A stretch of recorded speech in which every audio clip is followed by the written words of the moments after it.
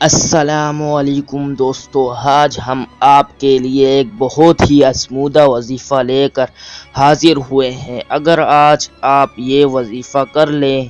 تو اگلے جمعہ تک آپ کی ہر طرح کی پریشانی ختم ہو جائے گی اور آپ خود کو بہت ہلکا محسوس کریں گے اور آپ ہر طرح کی آفت و شر سے محفوظ رہیں گے۔ حضرت عائشہ رضی اللہ تعالی عنہ سے روایت ہے کہ